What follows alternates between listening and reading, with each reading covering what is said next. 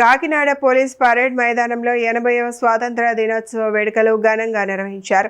ఈ వేడుకలకు ఆంధ్రప్రదేశ్ ఉప ముఖ్యమంత్రి పవన్ కళ్యాణ్ ముఖ్య అతిథిగా హాజరై జాతీయ జెండాను ఆవిష్కరించారు. అనంతరం జాతీయ పతాకానికి వందనం సమర్పించి గౌరవం చాటుకున్నారు. సందర్భంగా పవన్ కళ్యాణ్ మాట్లాడుతూ ఒక తరం స్వాతంత్ర్యం కోసం పోరాడితే మరో తరం ఆ స్వాతంత్రాన్ని కాపాడిందని అన్నారు. బలమైన సమర్థవంతమైన దేశంగా భారత్ ప్రపంచానికి నాయకత్వం వహించే దిశగా ముందుకు సాగుతోందని పేర్కొన్నారు. వికసిత్ భారత్ సంకల్పంలో ఆంధ్రప్రదేశ్ తనదైన పాత్ర పోషిస్తుందని పవన్ కళ్యాణ్ తెలిపారు.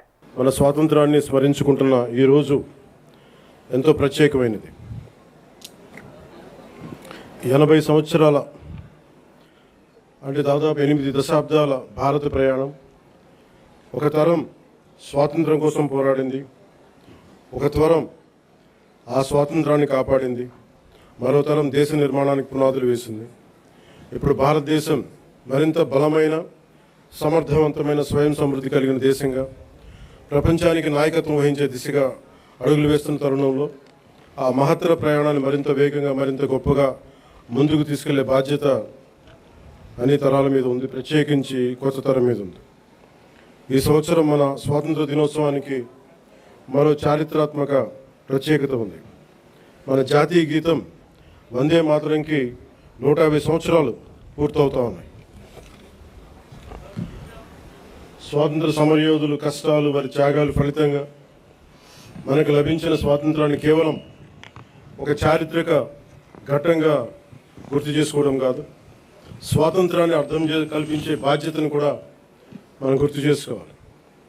ఆ బాధ్యతను గుర్తు చేసుకోవడానికి కాకినాడ కంటే గొప్ప వేదిక మరొకటి ఉండదు.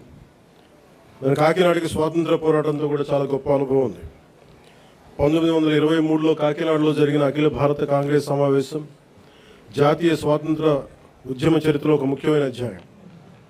జాతీయ చైతన్యానికి కాకినాడ ఒక వేదికగా నిలిచిందనడానికి ఒక గొప్ప ఉదాహరణ. అదే స్ఫూర్తిని మన చుట్టూ ఉన్న ప్రజల జీవితాల్లో కూడా మనం చూడవచ్చు. ఈ తీర ప్రాంతంలో తుఫాన్లు వస్తాయి, సముద్రపు కోత ఉంటుంది, భారీ వర్షాలు ఉంటాయి, ప్రకృతి అనుక్షణం ఎన్నో సవాళ్లు విసురుతూ ఉంది. అయినా మన మత్స్యకార సోదరులు సముద్రంలోకి వెళ్తారు, రైతులు పొలాల్లోకి వెళ్తారు, నేతలు తన మగ్గాల ముందు కూర్చుంటారు, కార్మికులు తమ పనిలోకి వెళ్తారు, యువత తమ భవిష్యత్తు కోసం ముందుకు సాగుతూ ఉంది. కుటుంబాన్ని నిలబెట్టడానికి, సమాజాన్ని ముందుకు తీసుకెళ్లడానికి సామాన్య మనిషి ప్రతిరోజు చేసే పోరాటం ఈ దేశ నిర్మాణంలో భాగం.